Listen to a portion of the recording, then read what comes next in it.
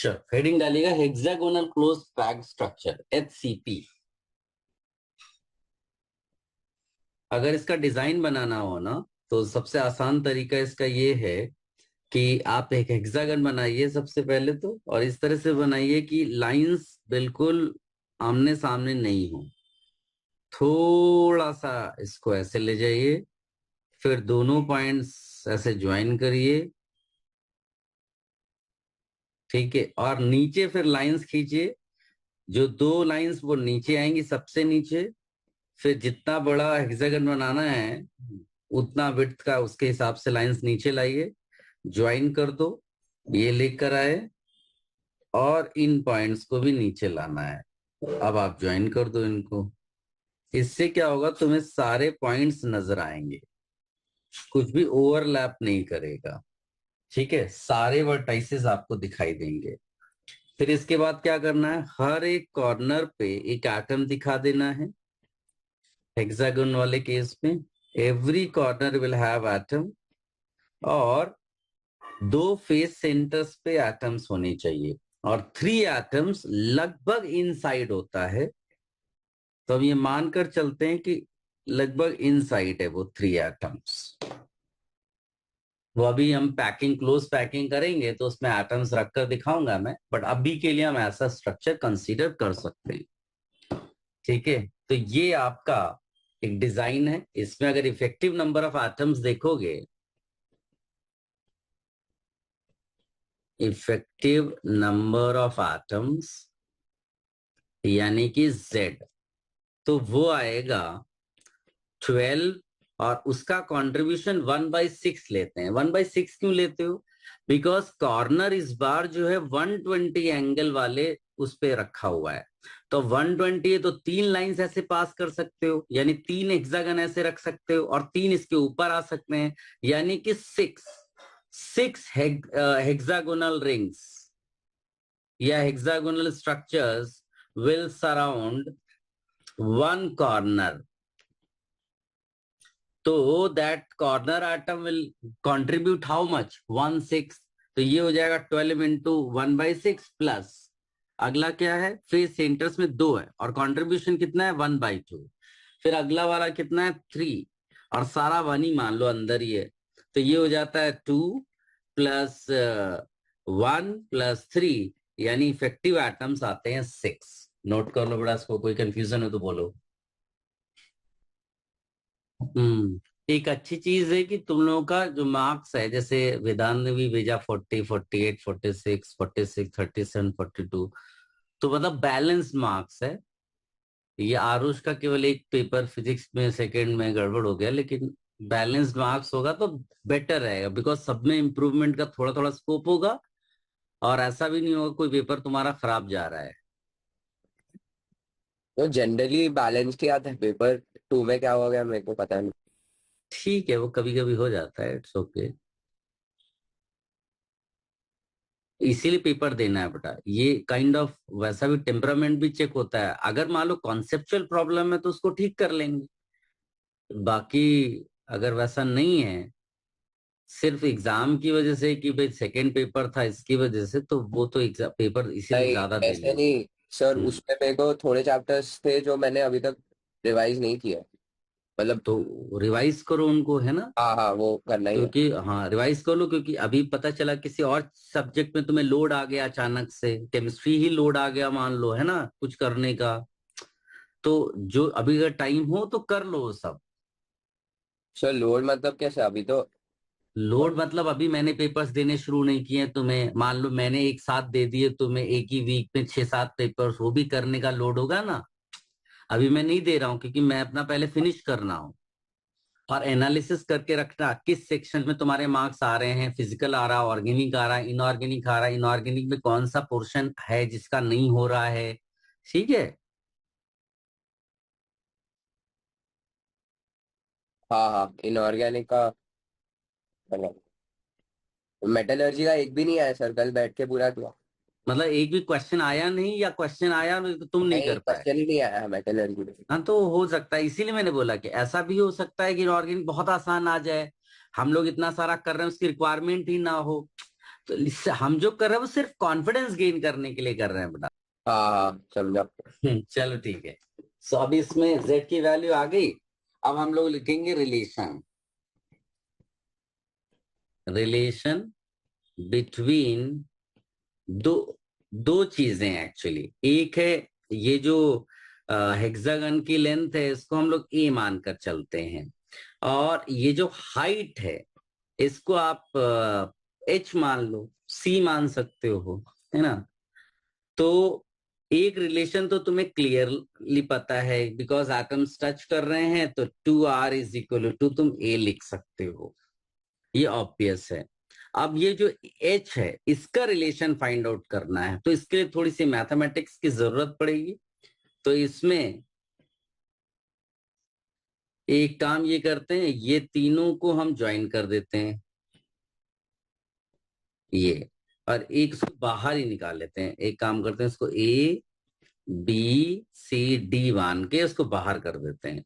तो हमने A B C ऐसा ज्वाइन कर दिया, ये ए है, ये बी है, सी है, डी है, राइट।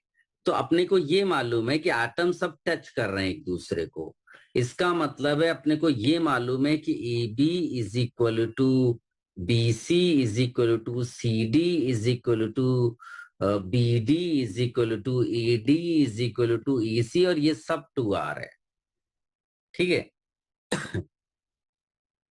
अब अगर मैं, बिकॉज ये इक्विलेटरल ट्राइंगल है, अगर मैं इसके मिड पॉइंट को ज्वाइन करता हूं तो ये परपेंडिकुलर ही हो जाएगा, है ना। अब इसको हम लोग लिख सकते हैं a/2 है ना, और ये a है, इसको ऐसा करते हैं d हो गया e। क्या तुम लोग सीई निकाल सकते हो? तो ये हो जाएगा a² - a²/4, है ना। तो ये हो जाएगा √3a/2, और फिर a से आप परपेंडिकुलर ड्रॉप कर दो। परपेंडिकुलर ड्रॉप करोगे तो ये किस रेशियो में होगा बता सकते हो बेटा?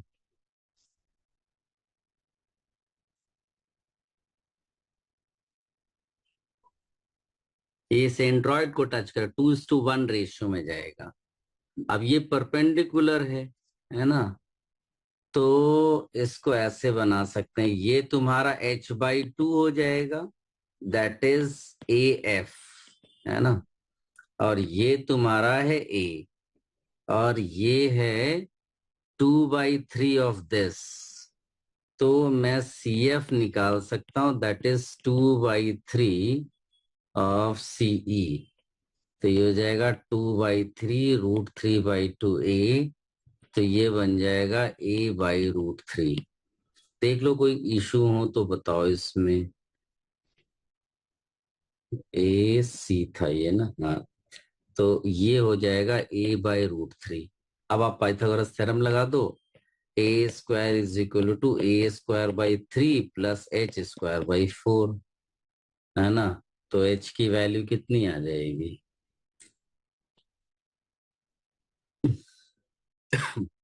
2a²/3, 2 और ये 8 हो जाएगा, तो √a और नीचे √3 आएगा, √8 होगा 2√2, और ये बन जाएगा √3, और यहाँ a, ये हो गया। अब इस सबको रखोगे तो ये वैल्यू आप रट लो, मुझे भी याद है 1.6329 a। ये आपका रिलेशंस आ गए। देखो कोई इशू हो तो बोलो बेटा।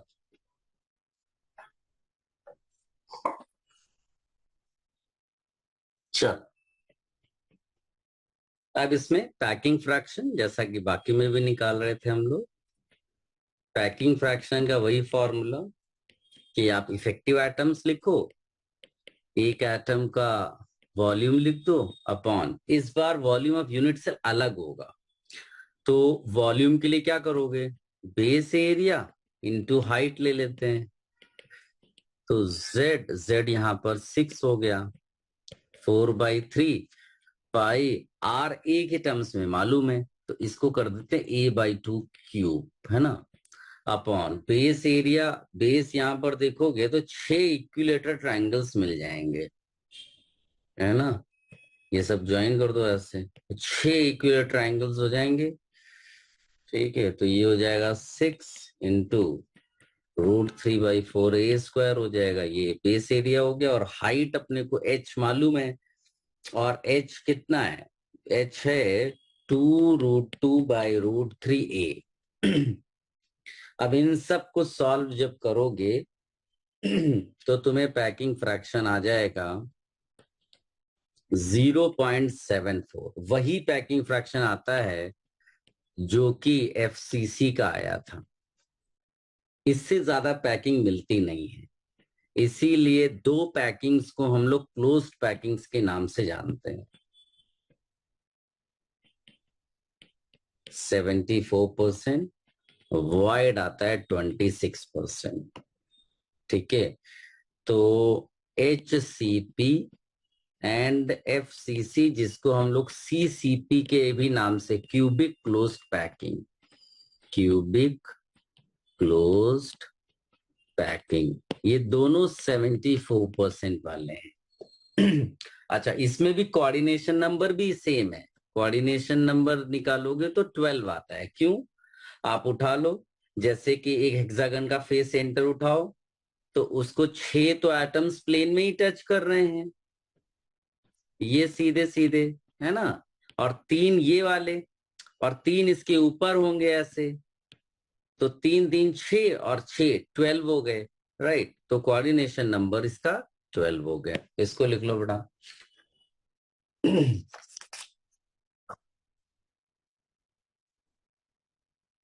Done this much?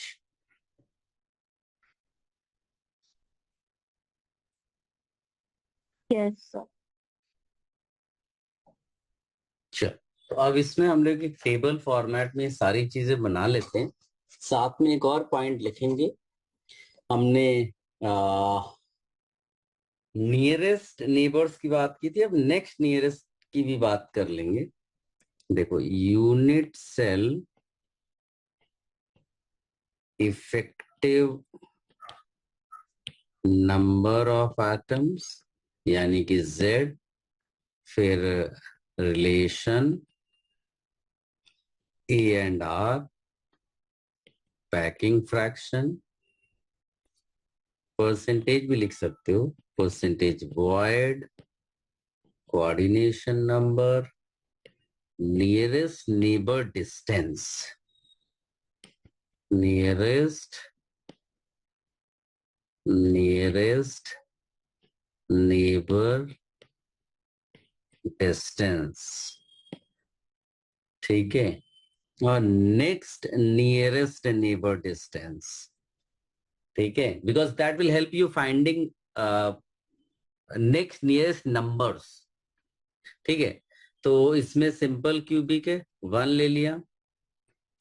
यहां हो जाएगा R = A/2। ये π/6 है, जिसको आप 52.3% भी बोल सकते हो, 47.7% बोल सकते हो। कोऑर्डिनेशन नंबर 6 है। नियरेस्ट नेबर डिस्टेंस इसका A है। नेक्स्ट नियरेस्ट में जब जाओगे तो कॉर्नर को टच करता है, फिर उसके बाद वो फेस सेंटर का जो अपोजिट होगा डायगनली, वहां टच करेगा, तो ये हो जाएगा तुम्हारा A√2 ऐसे।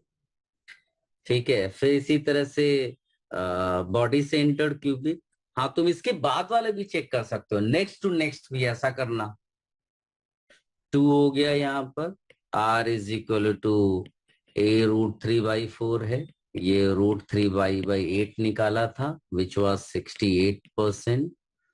तो ये हो जाएगा 32%। 8 है, A√3/2 है ये, और ये A मिलेगा इस बार। फिर इसमें फेस सेंटर्ड क्यूबिक या CCP भी इसको बोलते हैं, 4 है। R = A/2√2 है। ये आता है π/3√2। अब इसको निकालते हैं तो 74% आता है। ये 26% है, इधर 12 है, इधर A/√2, और इसमें A आता है। इसमें जाओगे HCP में 6 है, ये R = A/2 है, और यहाँ पर जो h है वो आता है 2√2/√3a, दैट इज 1.6329a। ये भी 74% है, 26% है, 12 है, और ये a है, यहाँ पर a√2 है। ठीक है, ऐसा है।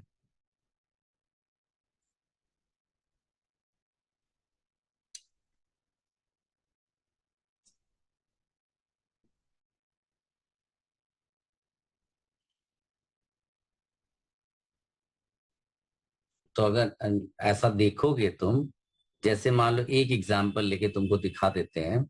जैसे मान लो कि मैंने फेस सेंटर्ड वाला उठाया।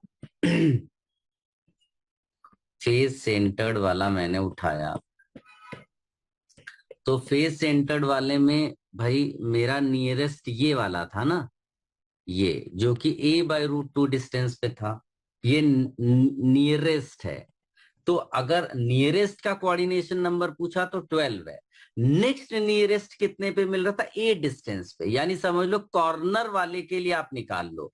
तो कॉर्नर के लिए तो पहले से अपने पता था, कॉर्नर वाला जो है वो कॉर्नर कॉर्नर को टच करेगा, तो कॉर्नर कॉर्नर को टच करेगा, तो ऐसे 6 निकल सकते हैं जो कॉर्नर कॉर्नर को टच करते हैं। तो यहां पर जब तुम देखोगे तो कोऑर्डिनेशन नंबर 6 आएगा इसके रिस्पेक्ट में। इसी तरह बाकियों का भी तुम सोचना।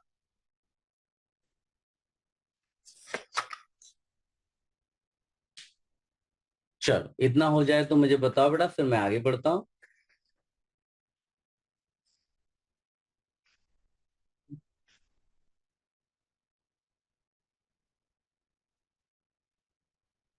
चलो अभी आप इसमें हेडिंग डालिएगा बेटा। ये थोड़ा सा डायग्राम इसमें आप मेरे साथ साथ फॉलो करते हुए बनाइएगा, नहीं तो गड़बड़ हो जाएगा। क्लोज्ड पैकिंग ऑफ स्फीयर्स,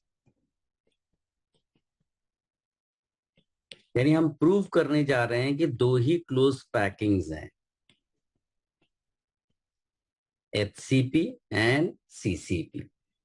तो अगर हम एटम्स को वन डायमेंशनली अरेंज करें तो बेस्ट कब हो सकता है? उनको बिल्कुल टच करते हुए रख दें हम लोग, ऐसा है ना, इसमें तो कोई बड़ी बात नहीं है। अब अगर मैं टू डायमेंशनली यही पूछूं तो दो पॉसिबिलिटीज होती हैं।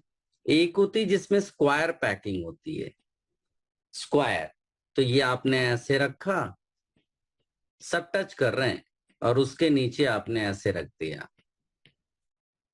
दूसरा हेक्सागोनल। हाँ, तो ये स्क्वायर है और दूसरा हेक्सागोनल वाला है। ठीक है, अभी कैसा ये सब इसलिए बता रहा हूं कि ऐसा ना हो कि एकदम बेसिक लेवल पे क्वेश्चन पूछ ले।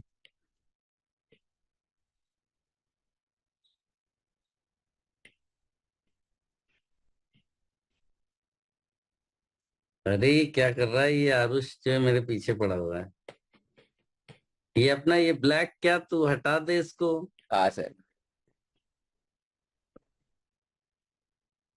मुझे लगा अब ये साइड से बना रहे थे। हाँ तो तू उधर बनाने गया था क्या? हाँ हाँ, तो ये तुम्हारा हेक्सागोन हो गया है। सर, अब हेक्सागोनल मतलब एक लेफ्ट में शिफ्ट करके एक राइट में, वो भी कर सकते हैं ना? हाँ वैसा भी कर लो, उसी स्क्वायर को थोड़ा खिसका दो। हाँ वही। हाँ, तो अब इसमें जब तुम काउंटिंग करते हो ना तो दोनों में डिफरेंस ये आता है कि जैसे इसमें उठाओगे ना तो तुम हेक्सागन ऐसा बनाकर देख लो, ये ऐसा, तो ये ऐसा बन के आएगा मेरे ख्याल से। मैंने ज्यादा ले लिया है शायद, एक मिनट। ये तुम्हारा एक आएगा ऐसा, है ना, ये बेटर है, ये ऐसा बन के आएगा। तो इसमें इफेक्टिवली जो एटम्स हैं वो 3 निकल के आते हैं और 2r की वैल्यू a आती है। पैकिंग फ्रैक्शन यहां पर निकालोगे तो करीब π/2/√3 आती है। ये 91% फॉल करता है। जब इसमें करते हैं वही चीज तो z की वैल्यू 2 आती है। इसमें कोई भी स्क्वायर आप कंसीडर कर लो, जैसे कि चिपके हुए कहीं पर हैं क्या? हाँ, ये यहां से पिक किया हमने, ये उठाया, एक ले लिया ऐसा, ये स्क्वायर ले लो, तो z की वैल्यू 2 आ जाएगी। ए जो है 2√2 r फॉल करेगा। पैकिंग फ्रैक्शन जो है π/4 आती, करीब 78%। तो इसीलिए क्लोज्ड पैकिंग के लिए हम लोग इसको रिजेक्ट कर देते हैं और इसको लेकर चलते हैं। अब ये 3 डायमेंशनली पैक किया जाता है, 3 डायमेंशनल। तो जब 3 डायमेंशन में जाते हैं तब आप जो है इसके ऊपर एटम्स रखना शुरू करते हो। अब यहीं पर विजुअलाइजेशन गड़बड़ होता है, तो एक बार हम बना लेंगे, उसके बाद तो याद रखना है। तो हम लोग जब ये पैकिंग इस तरह से 1 डायमेंशन सॉरी एक प्लेन में करते हैं तो हम लोग इसको लेयर ए मान लेते हैं। अब लेयर ए में अगर चेक करेंगे तो हमारे पास ये वॉइड्स हैं, जितने भी मैं ये ब्लू कलर के वॉइड्स बना रहा हूं ना, इनको 1 टाइप ऑफ वॉइड बोलेंगे। और फिर हम एक बना देते हैं ब्लैक कलर, समझ लो ये अनदर टाइप ऑफ वॉइड है। ठीक है, हर जगह तुमको ये मिलने वाले हैं, पहले ये ब्लू बोलो या पर्पल बोलो, ये 1 टाइप के वॉइड हैं, और ये ब्लैक वाला जो मिल रहा है ये अनदर टाइप है। तो हमारे पास 2 टाइप्स के वॉइड, आइडेंटिकल मतलब ऐसा डिफरेंस नहीं है, बट वो लिखने के लिए है, क्योंकि एक ही में आप एटम रख सकते हो। तो अगर मैंने दूसरी लेयर का एटम रखा, लाइक मैंने ऐसा रखा, एक वॉइड में रखा, तो दूसरा छूट जाएगा ऐसा। तो यहां पर ये ऐसा रखा जाए, अब देखो दिखना बंद हो जाएगा। आई एम एक्सट्रीमली सॉरी, मैं कुछ कर नहीं सकता। ये इसको अगर तुम नेट से डाउनलोड करके रखोगे तो तुम्हें दिखेगा। अब इसकी सेकेंड लेयर को आप बी मान लो। सेकेंड लेयर की खास बात क्या है कि सेकेंड लेयर में एक जो वॉइड है वो लेयर ए का अभी भी दिख रहा है, और एक वॉइड उनका अपना क्रिएट हुआ है। लेट मी शो यू एक कलर बना करके। अगर मैं तुम्हें दिखाऊं तो ग्रीन कलर से मैं वो वॉइड दिखा रहा हूं जो अभी क्रिएट हुआ है। ये देखो, दिख रहा है ये। तो यहां पर 1 वॉइड जो क्रिएटेड है एंड 1 फ्रॉम लेयर ए जो कि अनऑक्यूपाइड है। This is important. तो अब जब आपके पास थर्ड लेयर आएगा तभी तो 3 डायमेंशनल बनेगा। थर्ड लेयर आप एटम्स कहां रख सकते हो, either above unoccupied void of layer A या फिर न्यूली क्रिएटेड वॉइड पे रख सकते हो। अगर तुमने न्यूली क्रिएटेड वॉइड पे रखा तो तुम्हारी लेयर ए रिपीट हो जाएगी। If we place third layer atoms above new voids of layer B, then third layer will be will resemble layer A, same as A. So it will be called AB, AB, AB packing. Repeat होगा, वरना क्या होगा, otherwise अगर आप unoccupied वाले में रखोगे तो आपको मिलेगा न्यू लेयर एबीसी, लेकिन उसके बाद जब जाओगे तो फिर रिपीट होगा, और इसको एबीसी पैकिंग के नाम से बुलाते हैं। और later on it was found कि ये जो एबीसी पैकिंग है यही एफसीसी है, या जिसको आप सीसीपी बोल सकते हो, और ये एचसीपी निकलता है जिसमें लेयर रिपीट होती है। तो जब आप ऐसे भी बनाकर देखोगे ना ये, तो आप देखोगे तो बीच वाला जो है वो ये लेयर ए हो गया, ये बी हो गया, ये ए हो गया, तो ये रिपीट होता है। जबकि एफसीसी में क्या होता है, इतना easily you can not find, तो उसको विजुलाइज करना है वेरी डिफिकल्ट। बट तुम उसमें जब एटम्स को देखोगे ना तो कॉर्नर से ए शुरू होता है, फिर एक लेयर यहां आता है जिसको बी बोलते हैं, फिर एक लेयर यहां आता है जिसको सी बोलते हैं, और फिर एक लेयर आता है जिसको डी बोलते हैं। तो डायगोनली हम जब जाते हैं तो लेयर्स मिलेंगी हमें। It is not like faces को कट करे, डायगोनली एक लाइन खींचो, वो लाइन लेयर्स के परपेंडिकुलर होती है। इतना दिमाग में रखोगे तो काम हो जाएगा। इसको ड्रॉ कर लो बेटा। ये सीसीपी में जरूर लिख लेना बेटा कि जो लेयर है वो डायगोनली दिखाई देती है हमें, जब हम इसमें क्यूब में नजर आता है तो। लिख लिया बेटा इतना? Yes sir. हम्म। चलो अब इसमें एक हेडिंग डालकर रखिएगा, number and location, number and location of tetrahedral and octahedral voids in CCP and HCP unit cells। इनकी ही बात करते हैं बिकॉज ये क्लोज्ड पैकिंग्स, बाकी सबकी डिस्कशन ही नहीं करते हैं। ठीक है, ये हेडिंग डालकर रख लो। 3 एटम्स अगर ऐसे रखे जाते हैं तो ये जो बीच में गैप बनता है इसको ट्रायगोनल वॉइड कहते हैं, ट्रायगोनल वॉइड। और अगर इसके ऊपर एक एटम और डाल दो तो 4 एटम्स के बीच का गैप हो गया, उसको टेट्राहेड्रल वॉइड कहते हैं। और अगर इस शेप का नजर आता है, मतलब ऐसा स्क्वायर समझ लो है जो आपस में सब टच कर रहे होंगे, और एक एटम इसके ऊपर सबको टच कर रहा होगा और एक एटम नीचे टच कर रहा होगा, तो ये जो स्पेस है इसको ऑक्टाहेड्रल वॉइड कहते हैं। तो नेक्स्ट लेक्चर में हम लोग टेट्राहेड्रल और ऑक्टाहेड्रल वर्ड्स, बिकॉज 3 डायमेंशनल यही वर्ड्स आएंगे, इनका डिस्कशन करेंगे।